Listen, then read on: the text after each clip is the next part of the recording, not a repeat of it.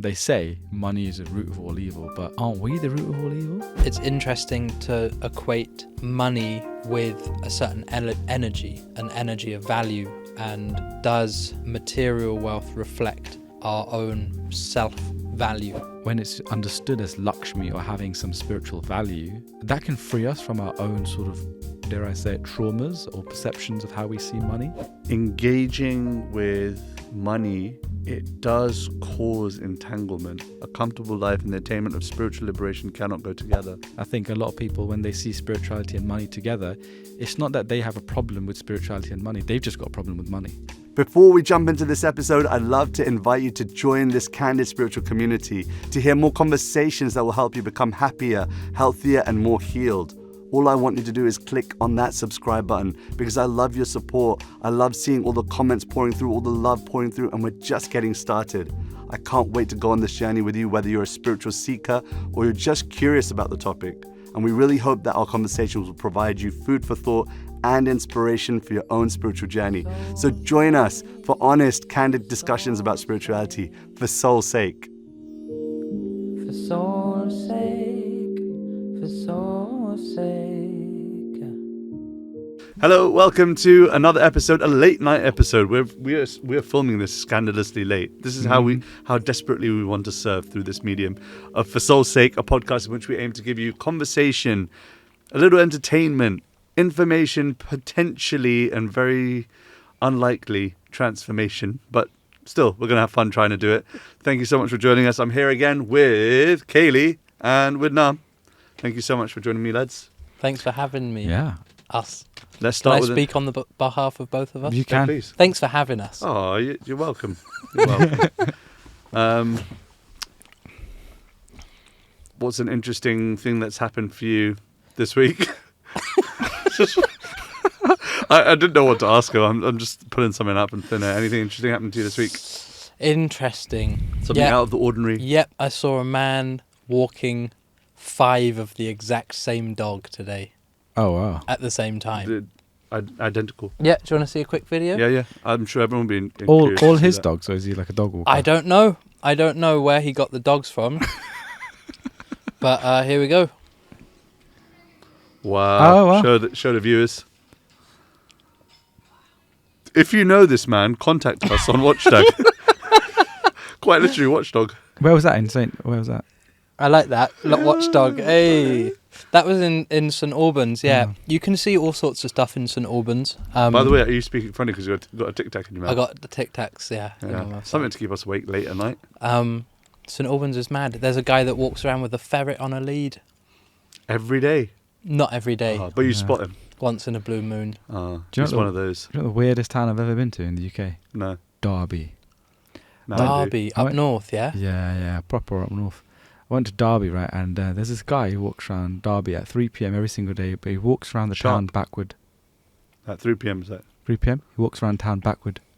So he circambulates, but he just walks backward. Is it? And he's just done that so many times, he just knows where to walk. I see him all the time walking backward, I'm like, yo. Wow. Must be training for something. Must be. There must be a method to the madness. No, I mean, he doesn't look like he's in a great situation. When I lived in Cardiff, there was this guy that would walk around shouting "Happy Days, Happy Days, Happy Days," and then he'd go into bins and pick out cigarettes. Oh. And we'd be sad. like, "Is it Happy Days though?" Yeah. Yeah. I saw a guy in New York once. It was 7. I think you were with me.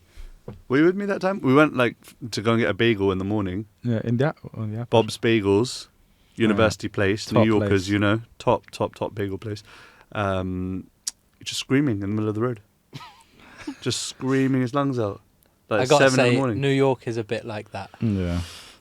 The thing that makes New York even stranger, though, is how everyone else is just unaffected. They're just yeah, he's screaming. He's there every day screaming. Yeah. Totally oblivious It is what to it is. No one even looks twice.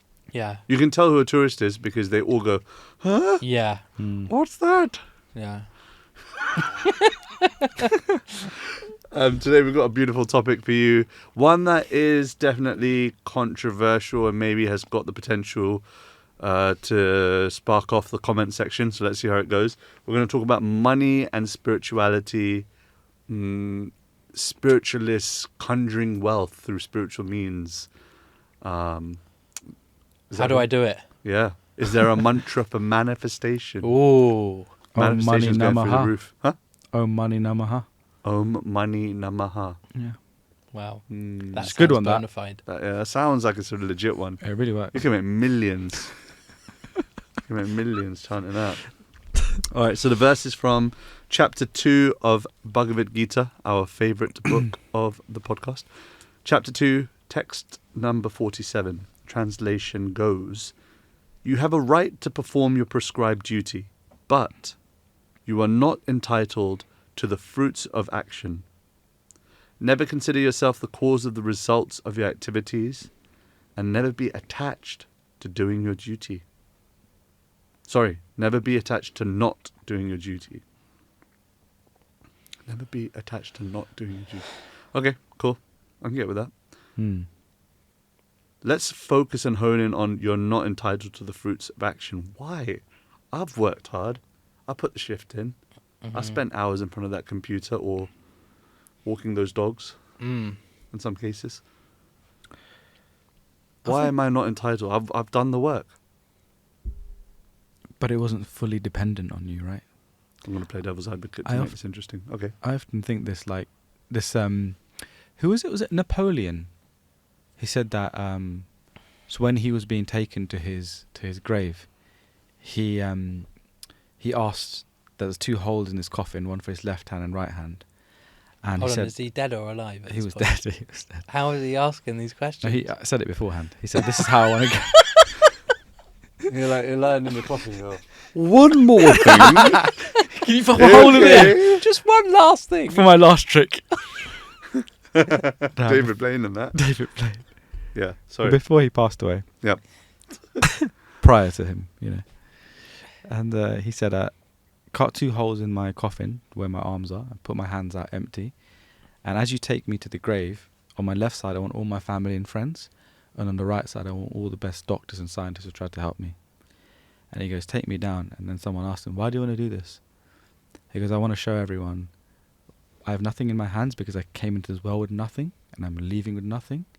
And on the left of me, my family, friends, and on the right of me, the doctors and scientists, no one could do anything to keep me alive. And I have to leave them as well." Nah, that sounds too legendary to be true. Is that legend? Is that true? I'm Googling that thing right now, man. Apparently so. I mean, Napoleon, yeah? Bonaparte. I think it's Napoleon, yeah.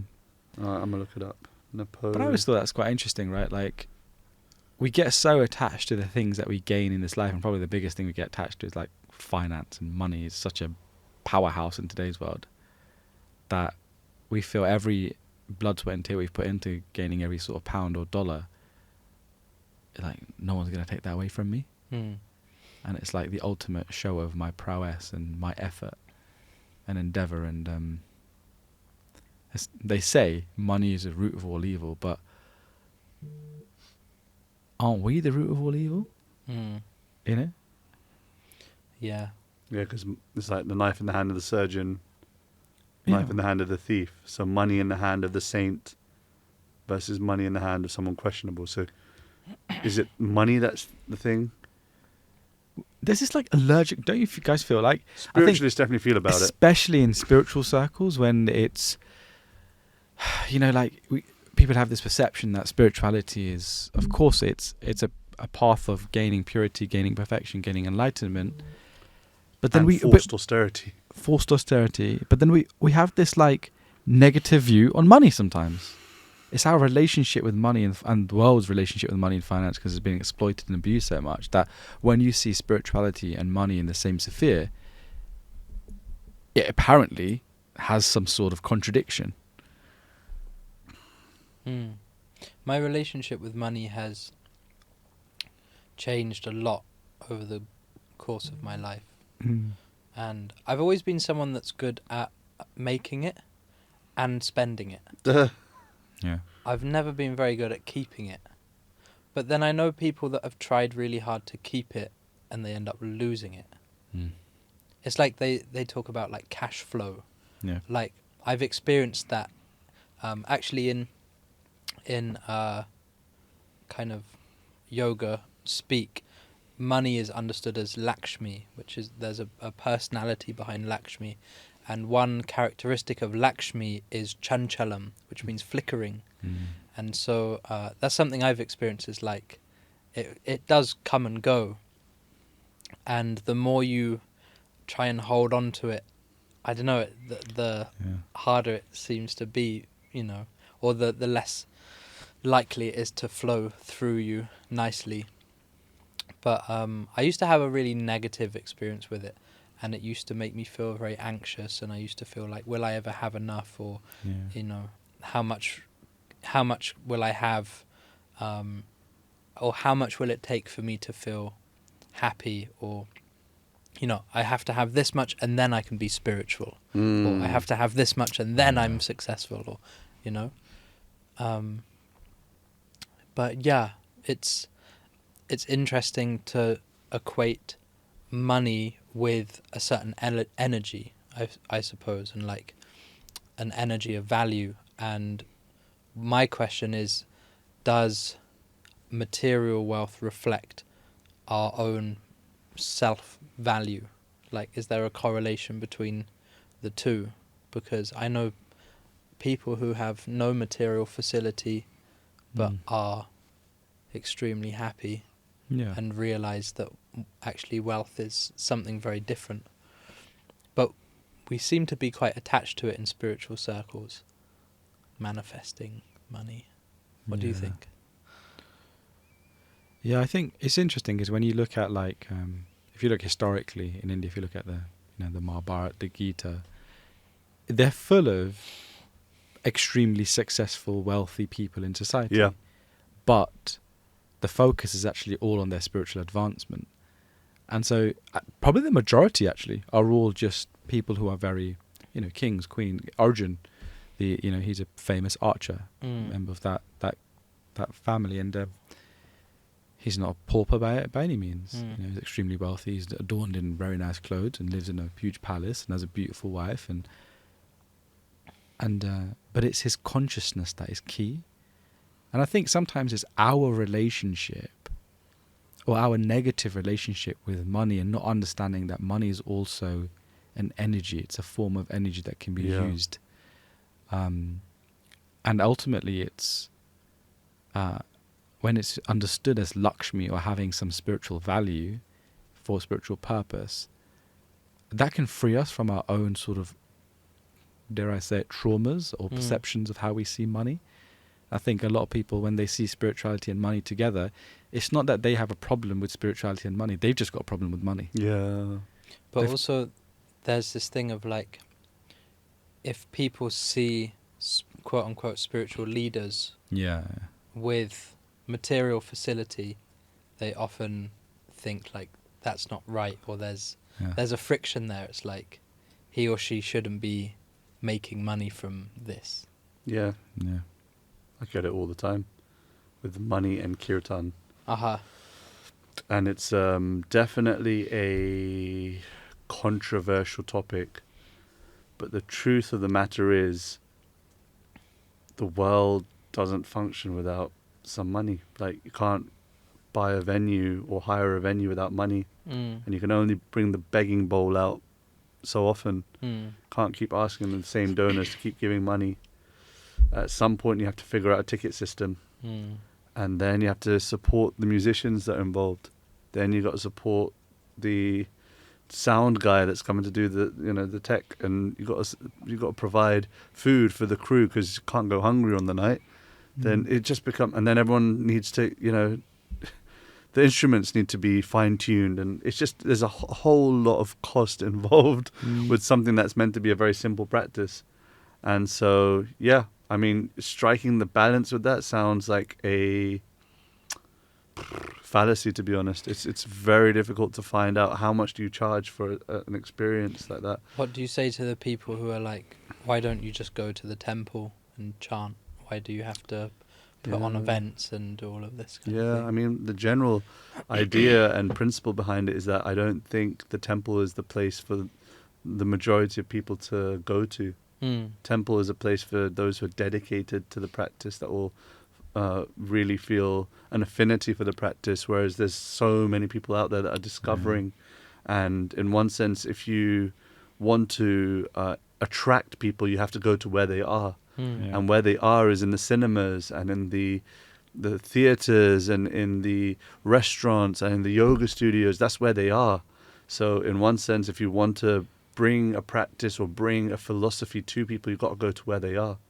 That's interesting, because people might look at you, for instance, and say you've manifested this, these concerts and these events and this success, but you haven't just sat around, like you haven't just gone to the temple and sat there and be like, I'm going to manifest this all. You've gone out and you've gone and, you've acted, and you're trying to curate spaces, and so you have manifested, but through, I think, like, maybe the secret to manifestation is that your thoughts, your feelings, and your actions have to be aligned. Like, you have to actually act. And then this other component of being detached from what comes from that is maybe that's where, like, the integrity of it comes in, and not being, like, covetous of the result, Sounds like an impossible feat, if I'm honest. And I think the truth of the matter is that engaging with money, it does cause entanglement. It's a slippery slope. Like, you end up you start with one thing, one intention, and before you know it, there's so many different elements that you have to deal with when it comes to money and remuneration and making people feel valued. And there's so many different elements to trying to run a spiritual organization, or even to try and live ethically with money. It's a very sticky situation. And so the principle generally that I've found, and I don't know whether you guys will concur with this in the Vedic literature, is around remaining,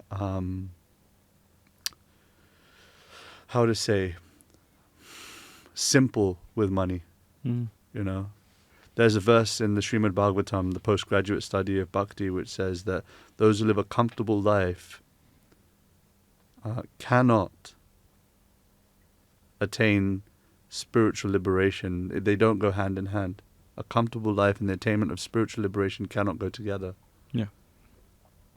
And so a comfortable life is what most people are striving for. You want shelter, you want good clothes, you want good food on your plate. That's comfort. So there has to be this element of tapasya. There has to be an element of sacrifice. And then when the money comes, then you still, you try not to then get too comfortable with a certain amount. Or it's not then striving for more, but it's not being, like it's always going to come and I have to just chill and it'll come to me, I think a lot of people get that messed about manifestation, that it's coming. I'm just thinking about it and it's coming. It's also the intention behind the manifestation. Right. Intention behind that. We can manifest all we want, but if our intention is not in the right place to therefore utilize and let that money flow through us to something better to serve others, if we haven't trained our intentions to be in such a manner, when things do come, the money would either make us or spiritually break us, right? There is a beauty, like the flip side is there is a beauty when you see, like, these sadhus and these monks who live without anything. There is a purity to that. It's fascinating to see, because they're pure, they're clean, like the way they're living their life is very integral. It's without anything. And of course there's that attraction there, which is why we're all attracted to renunciation. Renunciation is an attractive quality, right? But with money, it's always it's a sticky subject, because sometimes people want to see you successful, but not too much, not too successful. Because once it starts getting, it's like, look at, how much is that now? And it's like, but why? You wanted success, but not too much success. Right. And it's often, I've experienced that, right? And it's often like perhaps envy. Because, like, let's not beat around the bush. We're justifying the money, but money is crippling. it does have an interesting effect on the psychology of people. It breaks up families. You've seen, like, it's got a very, very interesting quality about it. It's actually said that, according to the sort of Vedic cosmos and time frame, that the time that we live in, the age of Kali, the Iron Age, it said that Kali, this degradation of spirituality exists, or that propensity exists in a number of places. And the last place it chose to reside was actually within gold or within wealth. And it has that very crippling energy about it. Right? And we have to be really, I think with anything, we have to be careful about how intention is everything. One way I really try and intentionally not be sabotaged by money is through generosity. That's something that I've always found helpful. And so, like, sometimes we have to have a little discretion on where we're giving and who we're giving to. But as much as possible, I try and give in charity or just generously to friends. Like, this week I've bought like 3 meals for people, like big meals in expensive London restaurants. And I do that out of gratitude, because I understand that by me being generous towards this person, it creates a cycle of generosity that I experience. And so it kind of feeds that, and you learn to not be too attached to it effectively. That's just one practical thing that's helped me. Giving generously, I very much also value that. And it's almost like, I don't know about inherently in Indian culture, but it's a thing, like for birthdays you give money, for weddings you give money. You have to. It's always like £101. Yeah, I don't ask me about that. What is that? I don't know. Like 11. Once when I was a monk, I sold a Bhagavad Gita to an Indian man on book distribution, and he gave me 11 rupees. 11, not 10 rupees. Wow. 11 rupees. Very spiritual fellow, Yeah. I've heard it's apparently due to Vedic numerology. Oh, really? That odd numbers are more auspicious than even numbers. Whereas in Western, I don't know what you call it, superstition, odd is odd. That's really weird. Yeah. We have to just be mindful about, what we're using our wealth. I think that would be really interesting to see, like, if you're watching this and you're thinking about the topic of money and how you're utilizing your money. If we were to, I don't know, put a portion of our money towards serving others in whatever way that is, that could be a really interesting exercise to even try for a week. Like, okay, this is amount that I'm going to make sure it goes to the service of others. Service of, I don't know, maintaining spiritual places, etc., or something of the sort. I think that could be a really cool exercise for people to try. It's really interesting, because we're talking about let's set our intentions. Yeah. In Christianity, they have the concept of a tithing. Right? Which is you give something monthly, but perhaps the intention is not so baked in first. And I think the concept there exists. Yeah, and I think the other thing is, like, we should be ready to call out those who are, unscrupulous with money, making money through spiritual means. Do you think that's... I mean, not calling out, I think that's a bit harsh. I think those who are exploiting others... Right. Who are spiritually exploiting others for monetary gain. Yeah. It's a flipping tough one. Like, with our retreats that we do, we really do try to make them as close to cost as possible so that people can afford the experience. But every year, the cost just goes up. So I'm passing on a cost that keeps increasing. And at a certain point, there has to be sustenance for the team as well. Like, people are taking out time out of their lives to organize and maintain these experiences for people. It's just it's so difficult and so interesting to navigate that space. Yeah. There's that story of Sudama Brahmana, who is a childhood friend of Krishna, and they have him and his wife have a really poor situation of living, and so she sends him to Krishna to ask for some help, and all he takes is some chipped rice. Yeah. And he's really embarrassed about it, and he's very shy and very nervous to offer this, you know. But Krishna reciprocates by giving him a palace and giving him so much facility. And I think there's a component perhaps of faith, because we could come to this realization that actually when we give to God, we get so much more in return. Yeah. You know? I'm just going to say, so you just reminded me of something. There's another layer to that story. So it says that Krishna gave him a palace, but Krishna gave him a palace to humble him because he was getting very proud about being poor. He was getting proud about the fact that he has nothing. Look at me, very simple life.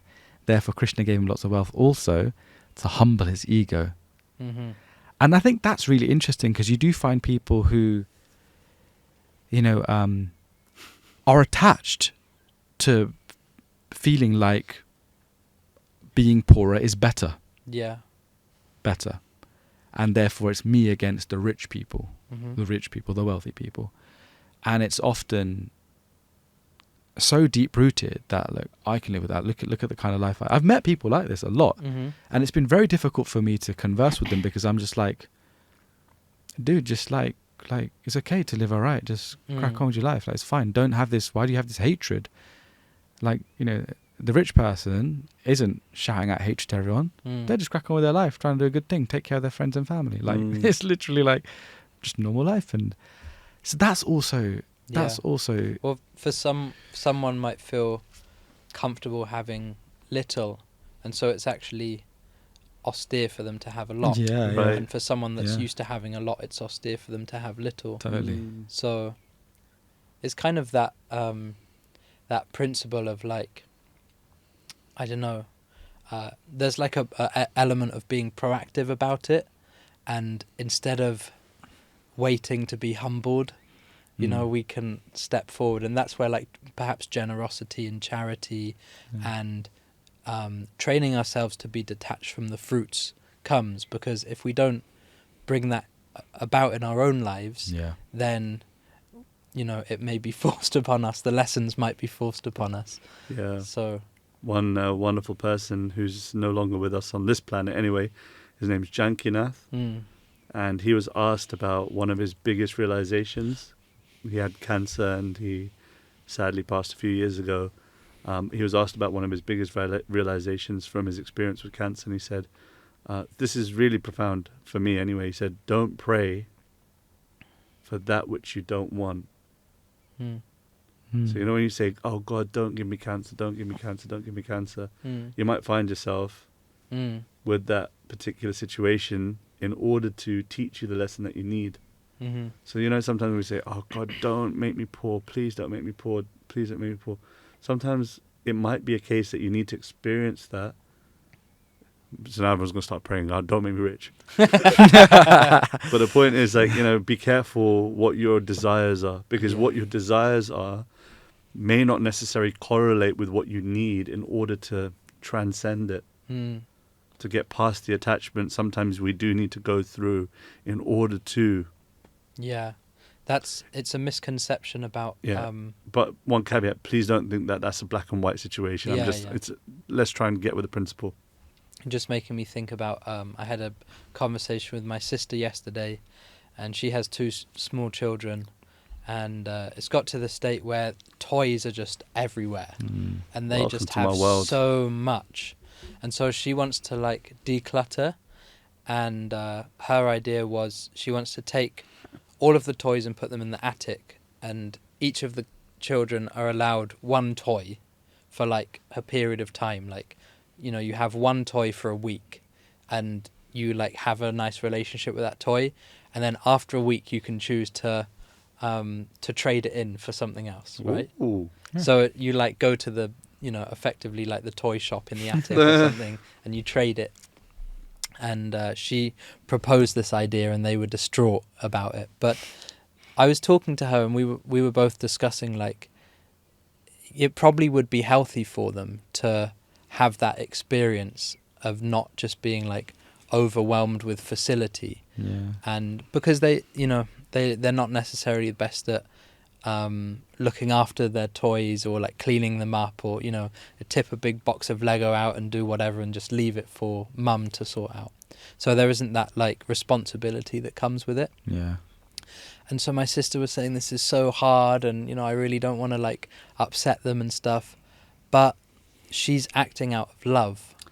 Yeah. And so we think love's about here's Giving. all the toys, Yeah. but actually sometimes love is like I'm taking them away. Wow, what a You know. realization. So we were talking about that, and you can see how God does that in our lives. Hari, he takes away, and we think, why don't you love me? But we don't realize. I heard a beautiful story the other day. I shared it with you, Radhika, the other day, and so Prabhupada, person who translated the Gita, he when he was in India, he wanted to obviously spread bhakti in the world and help people and elevate their consciousness. So he thought, the way I can do this is I need to become a rich Indian man. Mm-hmm. And he said, I need to become a rich Indian man. And but then he said, you know what? What Krishna decided is to make me a poor sadhu, a poor swami. He was hoping to be a rich family Indian man, became a poor, single, celibate mendicant. And but the intention of what he wanted to do still existed and went, and obviously, as we know bhakti today because of him. So it's just in taking away we also receive, right? And yeah, shouldn't be afraid of it.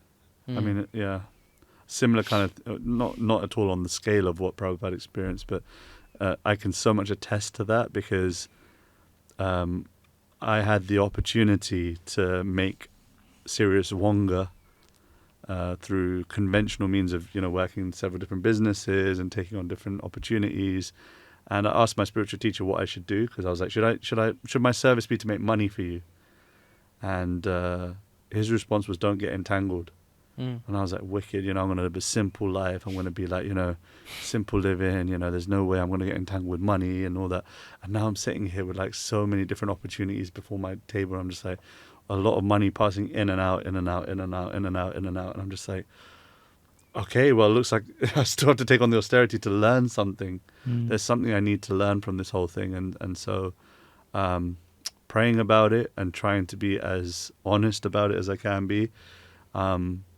And I want to, I guess, thank both of you in that regard as well. Because, see, viewers, you may not know this, but Keli and Nāma, they actually don't ask anything for the service of doing this podcast. They come completely out of service. They travel, they, sacrifice time where they could be making money elsewhere to come and do this as an offering for all of you and for me as well, to learn something from both of them.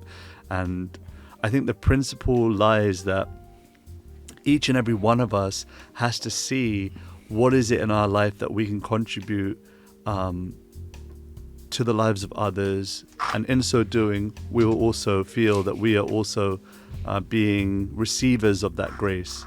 And so I think that's a good place to close, good place to end our evening together. Any final words, Wanga? I think you said it all. Good. Thank you all so much for watching. More money, more problems. More money, more problems. Not necessarily. See you on the next episode. For soul's sake, thank you so much. Goodbye. If you love this podcast, you'll love my interview with Ambika Devi on how art and spirituality can be used to make a difference in this world. The only way you can really be happy is when you serve others and when you have a purpose to connect with God. That's the only way you will be happy. Otherwise, no money, no fame, no beauty, nothing can really fulfill you, And then we are living beings that the only thing that can fulfill us is love and service.